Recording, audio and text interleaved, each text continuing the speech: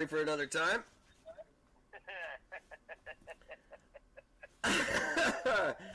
Too much information on the podcast. Yeah, no. We only got like 5,000 listeners.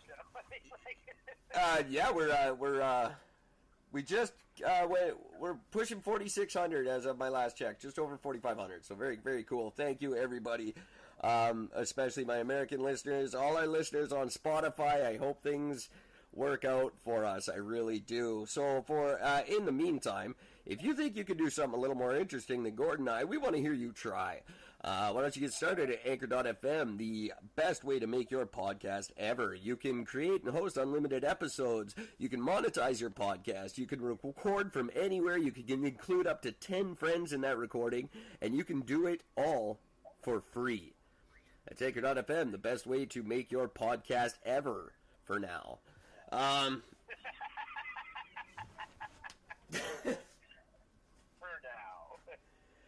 We shall see. A lot of people very skeptical of any good coming from this Spotify takeover. I hope it goes well. 80% of our listeners are on Spotify currently, so I really want to say nothing but good things about them. But people are noticing a big change in the services they're providing already.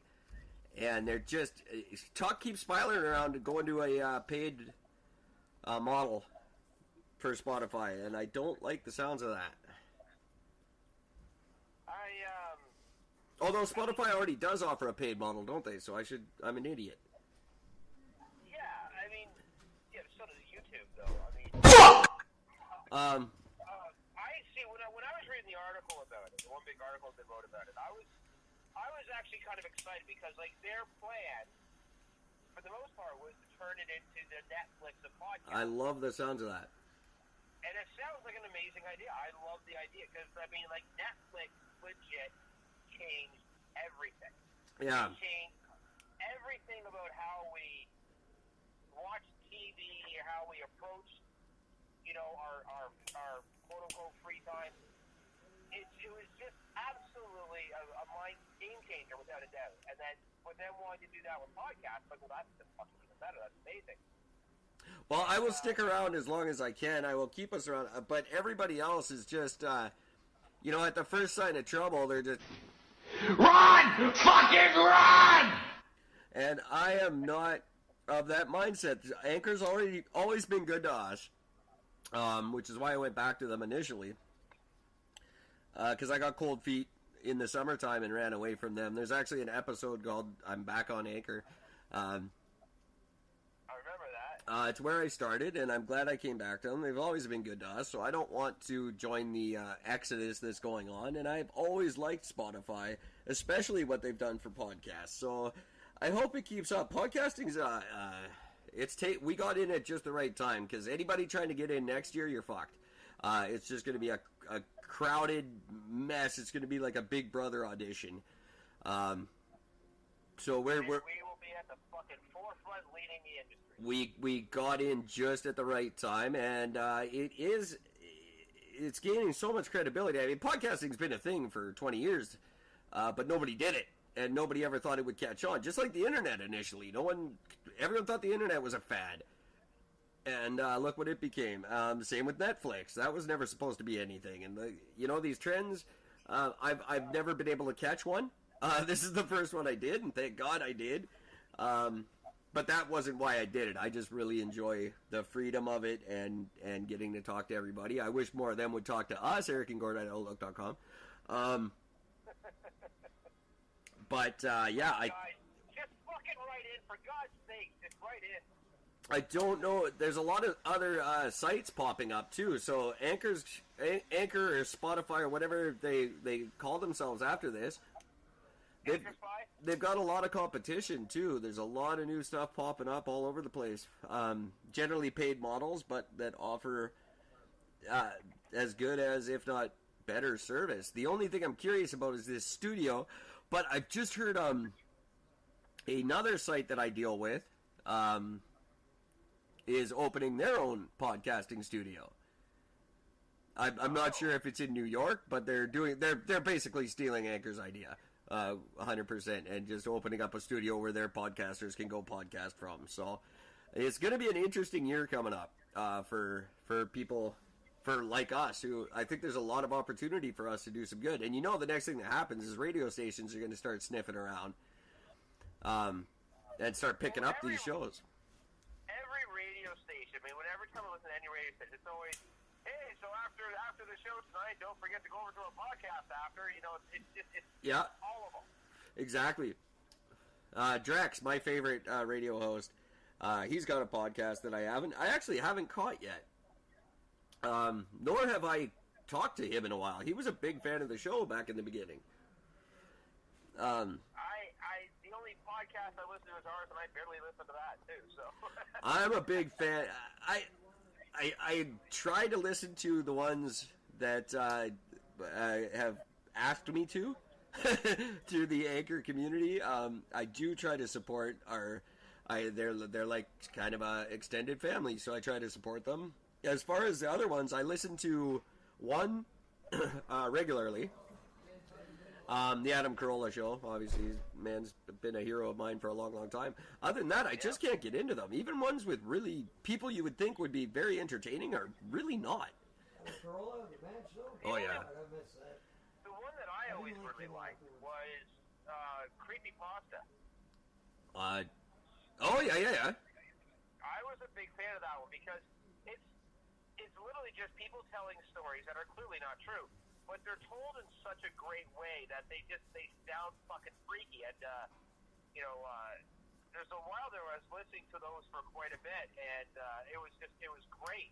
And then I listened to one episode where it actually fucking freaked me out because, the story was great. It was a long story, but they actually you could actually go to the website where they actually had pictures.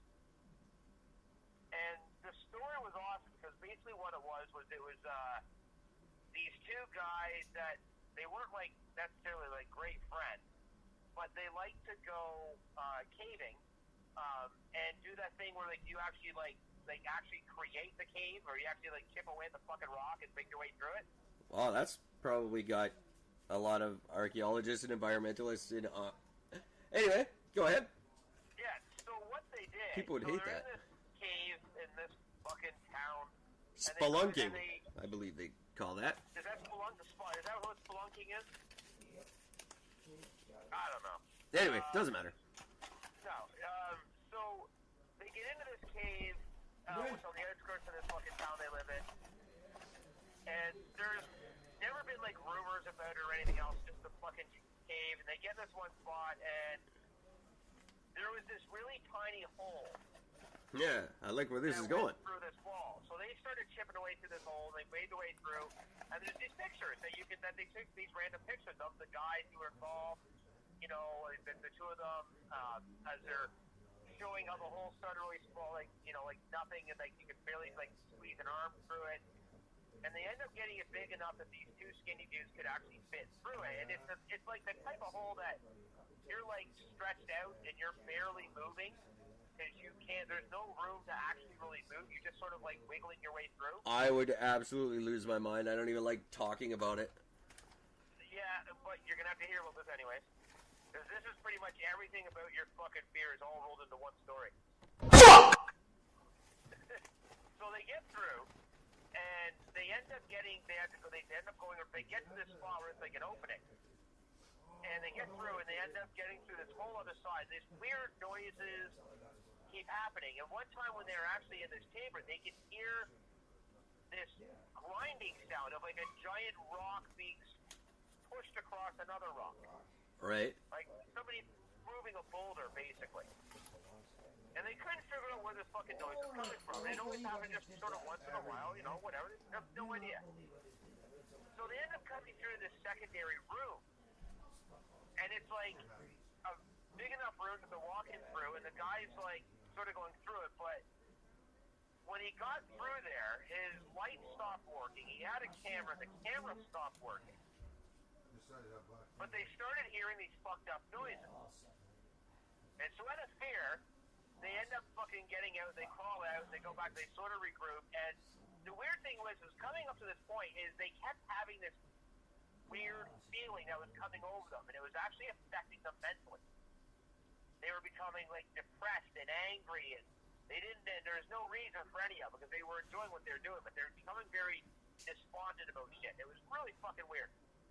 So they get through, and the one guy fucks his legs up somehow. I can't remember how he did, but he fucked his leg up. He's sore. The other guy's like, well, I gotta go through this side. I want to go explore that other cave. So he squeezes his fucking way through, gets to this other fucking opening, When I get that down, and he sees this giant boulder sits beside him, and he sees these scrape marks on the ground underneath. He's like, well, fuck. That must have been that grinding sound, but how does that boulder move? I don't understand. So he's in this room, and boom, his fucking light shuts off. And then he hears this fucking boulder moving again.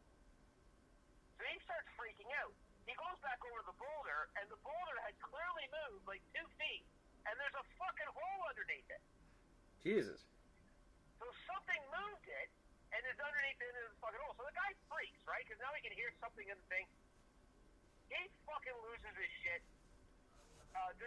By the way, once they got into this fucking extra part of this tunnel where they connected into a tunnel that was sort of already there, there's like hieroglyphics, but it's not like human-made hieroglyphics on the wall. Run! Fucking run! Right? So the guy talking about, he's describing how they're trying to leave, and he's trying to get out of this cave because he is panicking. Of course. But you can barely move. Like, you're only moving, like, inches every fucking, like, minute, right? So the guy's fucking wiggling, so he fucking gets all the way through. He's cutting himself open. He puts his arm up and all this shit. They finally get out, and the other side, the other guy's like, what the fuck was all that noise? The guy's like, man, we got to get the fuck out of here. And then they hear something in the tunnel. There's something coming at them through the tunnel that the guy just came out of. Jesus. So they freak the fuck out. They get out of this fucking tunnel. They fucking bail. They pack their shit as fast as they can. They run out. Now, the only way in and out is to go up this rope. It's actually just a piece of rope that's tied to a tree that they put up. So the tree is like all the way out. The rope is tied around the tree. It drags down into the hole. You got to climb up this thing. Just do it! And as they're climbing up this tree, or up this rope, they can hear this thing in the other fucking section. Growling and snarling and making these fucked up noises like it's